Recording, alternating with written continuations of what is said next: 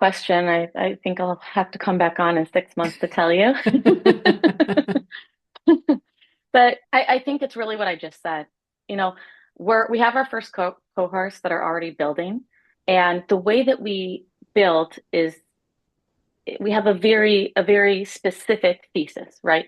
We want to see product market fit before we're going to start building and before we're going to go out and raise any additional money. So what does that mean? Sell first, then build. For example, when you think you're solving for a specific problem, if you're not testing it in the market first before you start building, some of these companies that spend 3, 5, $10 million building a product, then they start testing it and realize the problem that they went out to solve isn't even a huge pain, or it's not how it's really being used.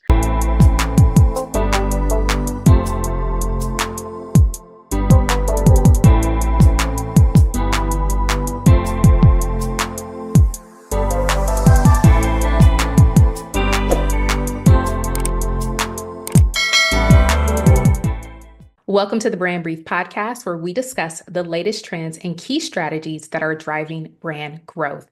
This podcast is powered by Brand Method Media Group, and I'm your host, Kelly Kelly. Today's guest is Melinda Joseph, VP of Marketing and Communications at InVitro Capital. InVitro Capital builds and funds ventures from concept to exit, focusing on transforming established markets with untapped potential. The venture studio operates at the intersection of fragmented, labor-intensive, and under-innovated sectors, where it systemically creates market leaders through its controlled building environment. By combining deep domain expertise with proven frameworks, InVitro Capital architects profitable growth for its portfolio companies. Welcome to the show, Melinda. Thank you very much for having me, Kelly. So I'd love to start by diving a little deeper into InVitro Capital, more certainly on the mission and your role as VP of Marketing and Communications. What does that entail? Absolutely. I feel like you gave a great intro, but it's really more, what does that all mean, right? Yeah. So venture studios, I believe, find themselves in between the venture capital and the private equity worlds and spaces. If you think about venture capital, they raise funds and they deploy capital into startups and really hope, I call it spray and pray. They might deploy capital into 20 companies and hope, that one or two of them will hit and become, the next Uber, which can be a risky model for investing and also for how you build startups. In today's environment, the way that AI tools and AI building exists now, things are more efficient. We're building faster with less capital, with less headcount. And so you don't necessarily need to raise 30, 40, $50 million and hope for a billion or multi-billion dollar valuation to exit. And so the studio model is we are hands-on, we have central resources. So from marketing, HR, technology, and dev operations, our managing founder, Amir Barsoom, who's a serial entrepreneur, co-founds with other co-founders. And they're able to really focus on building and finding that market validation and product market fit versus focusing on funding, if you will. And just to touch on that private equity side, they are typically very focused on capital efficiency and operational efficiency and not innovation. So I'd like to think we've got the innovation of venture capital and the capital and operational efficiency of private equity to really build in a smart, de-risked way so that we are focused on clear path to profitability for, $100 million, $200 million exits and not hoping for these billion-dollar exits. Wow, that's interesting. I guess I'm behind because I hadn't heard of the concept of venture, but it makes a lot of sense. Right. I'm in Atlanta, so, naturally our startup community has been buzzing for quite some time.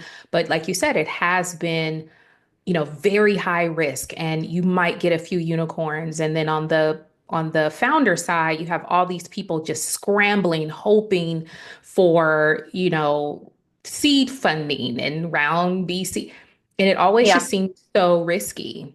that's right. And what's interesting is that our founder has felt that pain. He built his first startup through the venture route, and he was lucky. It was very successful. I mean, I think also besides luck, it's hard work and his own experience and expertise that helps that success, right? But he has felt the pain. He understands the models, and so his real thesis and ethos of how to build and why and where is really what has become InVitro Capital.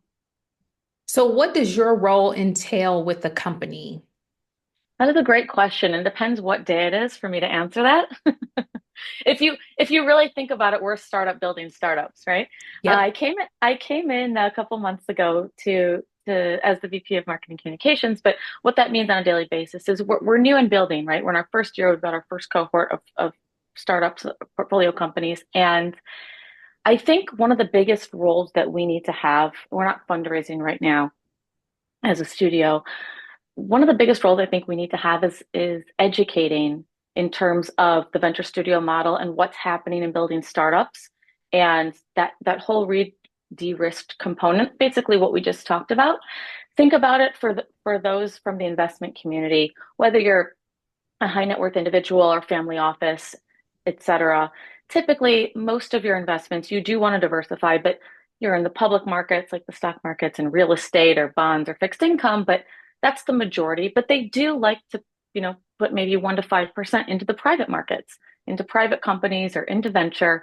And so for looking at what's next or should I be looking at or how should I be thinking about it, I think there's a lot changing in that space as we've just discussed. And so Amir, he's speaking in a couple private events and upcoming investor type events, but just understanding and talking about building startups and what's changing and what to look for and why. So I think I have my work cut out for me in terms of us entering the conversation in the private market space and what's happening there. Well, that's it. I mean, I would imagine that's kind of exciting. You're on the forefront of something pretty revolutionary. I mean, everybody is it, or most people are familiar at a high level of what it looks like, but this, like you say, you got the best of both worlds. So it's an opportunity to, sort of blaze your own trail and pave your own way. Yeah, and what's interesting because I know a lot of the times you look at things from a branding perspective, right? I just came from a 7 year, 10 year in fintech, and I really believe that adding value first and selling second is really critical when it comes to anything extremely technical, when you have technology involved or innovation involved. There's no, I'm going to pick up the phone and say, "Hey, Kelly, I'm going to sell you something." I mean, it has to be, who are we? What are we doing? Why do we build the way we build? What are we solving for? What is the problem? What are the pain points? We're not having those conversations, and not even necessarily from this professional communication standpoint, but we're not having these communications with the right audiences. There's no room or evolution for the brand and for actually achieving what we're trying to achieve. And that is a great segue into the next question. How do you approach brand positioning for InVitro Capital in this space? Because it is fairly new and like most marketers trying to toe the line between, yes, this is a company, but we have to create brand awareness and we have to create value first. How do you approach brand positioning from your role with the company? Yeah, it's a good question. I think I'll have to come back on in 6 months to tell you. But I think it's really what I just said. You know, we have our first cohorts that are already building, and the way that we build is we have a very specific thesis, right? We want to see product market fit before we're going to start building and before we're going to go out and raise any additional money. So what does that mean? Sell first, then build. For example, when you think you're solving for a specific problem, if you're not testing it in the market first before you start building, some of these companies that spend 3, 5, $10 million building a product, then they start testing it and realize the problem that they went out to solve isn't even a huge pain or it's not how it's really being used. So I think we're having some early traction with our first portfolio companies. So what I'm most excited about is to be able to take this first group of example and show, here's what we did. Here's how we think about it. Here's the success that they had. Here's why we believe they had success. And here's how we believe we're going to keep replicating this for every group of startups and every cohort that we build, if that makes sense. But to really answer your question, I think it's about really showcasing ourselves as I don't want to say experts, but as knowledgeable in the space of building startups in terms of what's changing, right? The shift toward lean AI startups is here. It's already here. So it's a matter of the venture world catching up to it and just understanding that it's not just the traditional venture capital or private equity model anymore, that how startups are being built. It's faster, it's leaner, and it's the way startups are being built is changing. And so educating on that, talking about it, having discussions around it, looking at data points on it, and then proving it is really going to be the path. I'll tell you, AI's got everybody on the ropes. I mean, it doesn't really matter who or in what industry. It's like everybody is feeling the impact of it, and it's pretty astounding. Now, I would love to get a little granular because I feel like this is always such a maybe a pain point for marketing executives, especially in your role. How do you measure success when it comes time to sit down and report back? How do you measure success at this point? That's a great question. And honestly, I think it's even a bigger question in terms of when what you're building from a branding standpoint isn't transactional. So for example, our website's not transactional. I can't tell it like we sell sunglasses and I can tell you today we sold 200, 40% came from TikTok and 10% came from, you know what I mean? Good old So attribution. yeah, I mean, with that out of the equation, it makes it a bit tougher to connect the dots, if you will, in terms of showing day to day how are we, creating value, but where does the ROI come from, right? And so we set our own KPIs and our own goals of, we're like I said, we're in our first year of building, right? And so part of that comes with also building a network. And if we're going to educate on this topic, how many groups have we had these discussions with? How many inquiries have we had on people wanting to build with us or invest with us, et cetera, right? So I don't know what the metrics are going to fully look like, but we are tracking all those types of things. And then we're also, of course, tracking portfolio traction, right?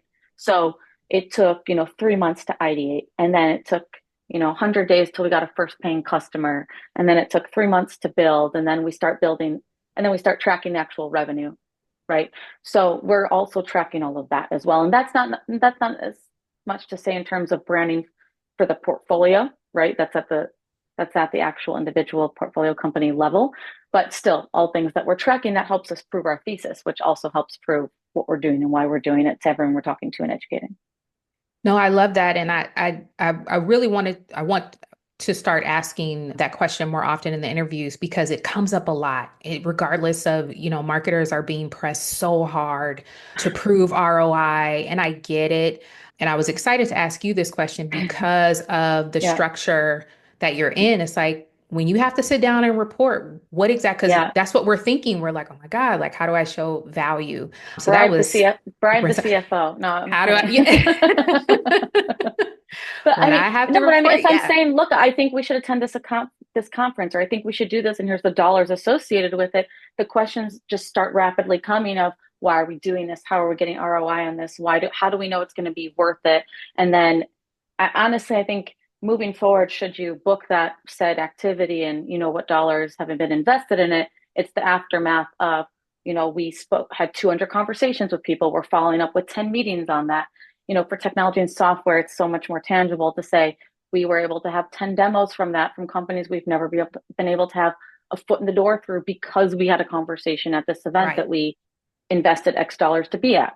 So yeah, all that tracking, it's a little, I don't want to say obsessive or stalkerish in terms of every footprint that happened then at the event, but I almost feel that it has to get to that level so that the team can really understand the value of the conversations that are happening, what you're doing with follow-ups for those. Because even if we're going to host a fireside chat, it's like they just want to see how is that going to translate into contracts, dollars, revenue booked. Yeah. But sometimes it's a matter of opening the door, having that conversation, starting the relationship, because then come 2 months, 3 months, 5 months down the road, it's that the being top of mind, right? Yeah. You can translate that into anything. You may not need a specific technology solution today or a new car today, but it's that there has to be a component of the budget dedicated to that brand building and nurturing of providing value and being a part of the conversation so that down the road, these are more of the long-term marketing funnel, like the long time it takes to get from the top of the funnel to the bottom of the funnel that no one wants to hear about or spend money on, but they are Never. essential. Never. No one likes to spend money on top of funnel. No one likes to spend money on testing. And it's all part of the game. Like it has to happen. No one can do business with you if they don't know about you and they don't remember Exactly. you, right? So that, I mean, that was, yeah. I love the granular stuff. I get excited when you start tracking and spreadsheets and all that type of stuff. Yeah. Let's see. At my last tech company, any conference we went to, I really would take the time to meet with the biz dev team that went to the conference. I just send them, right? Have a great time. Or, Yeah. we're hosting the charging lounge, and here's what you need to know.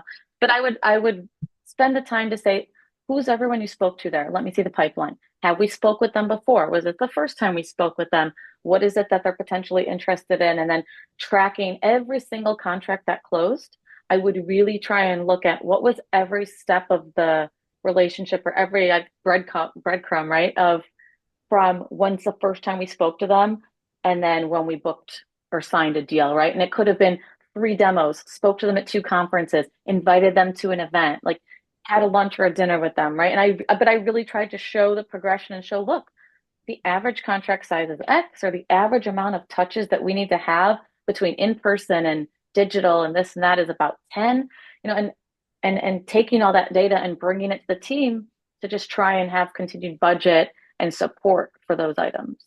Melinda, not you talking about marketing and sales working together. Is that a must? I think it's a must, whereas they who's usually like to who's work very sales? independently. Just Right. kidding. They love to. They have to. It's Yeah. in such a silo. And, anytime we come on as an agency with someone, we're like, okay, we're asking questions, deep diving into the sales process, the sales Yeah. cycle. We need to know these things because we can't just come as marketers to come from the standpoint of this is all the creative stuff I want to create Yeah. messaging around.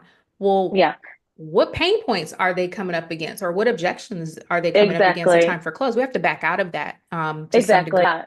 And again, it's a little bit different for what we're doing with InVitro, but yes, back into the tech world, I that was at the point of wanting to block my head of sales phone number from calling me. But no, we were very close. But I really had the mentality of every minute that the biz dev team and the sales team is not out talking to people, it's lowering our chance of hitting our numbers, right? And so that meant marketing really did do some heavy lifting in terms of CRM support and any type of outreach support that we could handle. I wanted our team to handle because the sales team had to be focused on, or biz dev sales, whatever you want to call it, had to be focused on talking to people, having these conversations, and they're the one out in the streets understanding what's happening, understanding what the real problem or pain points are.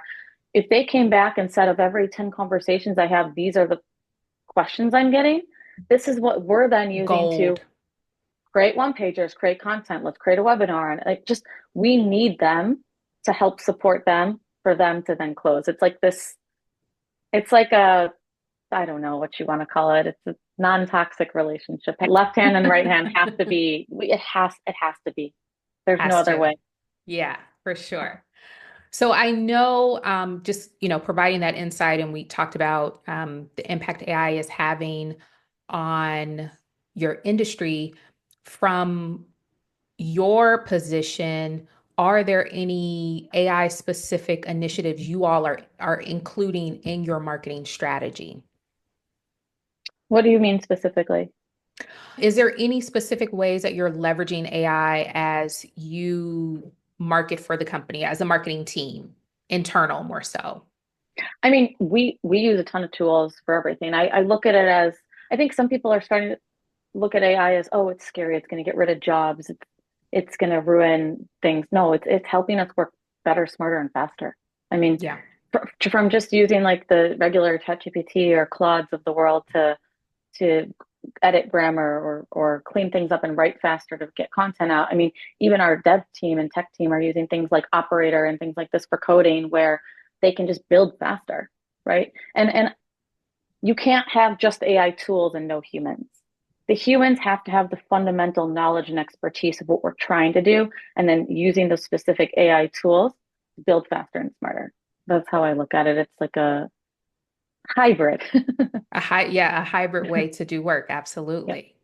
And honestly, everything we're building is hybrid as well. It's taking these really boring industries. Okay, boring is might be a harsh word, but let's call it unsexy. Like think about long-term care, assisted living facilities.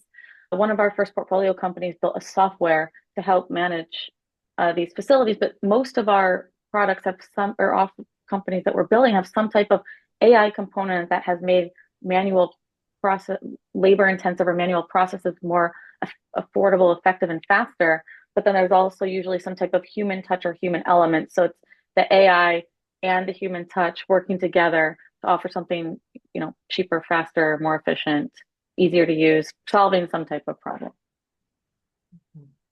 So what's next for InVitro Capital? What do you guys have coming up in the next year or two that you're super excited about? That's a great question. And honestly, things change so fast that I won't plan a year to 2 years out because what my top priority list was last month has already changed this month. Wow. But but to be fair, like I said, our first cohort is currently building. So I'm very excited that we have 2 months, 3 months of data so far of reporting in terms of traction and revenue.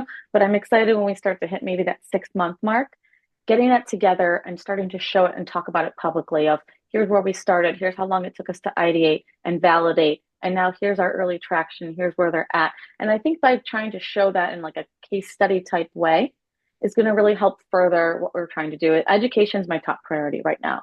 I want both in the startup space and the venture space, just for a better awareness and understanding that what's happening with AI is not only is it making things more efficient, but it's changing the economics of building a startup. And so just to understand that and understand what's actually being done today to build cheaper, faster, smarter, what those models are going to look like and how to make smart decisions or understand different models for the private markets, right? Like beyond just venture capital and private equity. Awesome. Well, that's going to wrap today's show. Thank you to our incredible guest, Melinda Joseph, VP of Marketing and Communications at InVitro Capital. We'll have contact information for InVitro Capital in the show notes for anyone interested in learning more about their investment opportunities or connecting with their team of experts. If you enjoyed today's episode, please don't forget to like, subscribe, and leave a review. We'll see you next time.